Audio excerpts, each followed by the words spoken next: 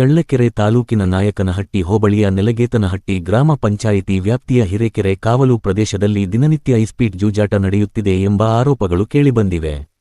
ಈ ಆರೋಪಗಳ ಬೆನ್ನಲ್ಲೇ ಜೂಜಾಟ ನಡೆಯುತ್ತಿರುವ ದೃಶ್ಯಗಳು ಎನ್ನಲಾದ ವಿಡಿಯೋಗಳು ಸಾಮಾಜಿಕ ಜಾಲತಾಣಗಳಲ್ಲಿ ವೈರಲ್ ಆಗಿದ್ದು, ಸಾರ್ವಜನಿಕ ವಲಯದಲ್ಲಿ ವ್ಯಾಪಕ ಚರ್ಚೆಗೆ ಕಾರಣವಾಗಿವೆ.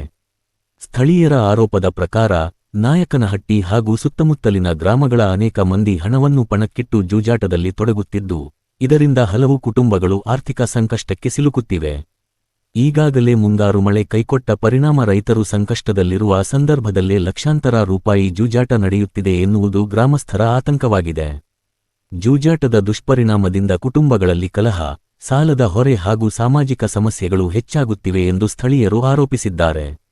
ಮಹಿಳೆಯರು ಸಂಘ ಸಂಸ್ಥೆಗಳಿಂದ ಸಾಲ ಪಡೆದು ಕುಟುಂಬ ನಿರ್ವಹಣೆ ಮಾಡುತ್ತಿರುವಾಗ ಕೆಲವರು ಜೂಜಾಟದಲ್ಲಿ ಹಣ ಕಳೆದುಕೊಂಡು ಮನೆಗಳಲ್ಲಿ ಅಶಾಂತಿ ಸೃಷ್ಟಿಸುತ್ತಿದ್ದಾರೆ ಎಂಬ ಆರೋಪವೂ ಕೇಳಿಬಂದಿದೆ.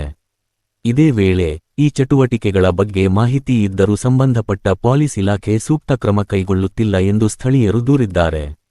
ಆದರೆ ಈ ಆರೋಪಗಳ ಕುರಿತು ಪೊಲೀಸ್ ಇಲಾಖೆಯ ಅಧಿಕೃತ ಪ್ರತಿಕ್ರಿಯೆ ಇನ್ನಷ್ಟೇ ಲಭ್ಯವಾಗಬೇಕಿದೆ. ಜೂಜಾಟದ ವಿರುದ್ಧ ಕಟ್ಟುನಿಟ್ಟಿನ ಕ್ರಮ ಕೈಗೊಂಡು ಕಾನೂನುಬಾಹಿರ ಚಟುವಟಿಕೆಗಳನ್ನು ತಡೆಗಟ್ಟುವಂತೆ ಸಾರ್ವಜನಿಕರು ಆಗ್ರಹಿಸಿದ್ದಾರೆ.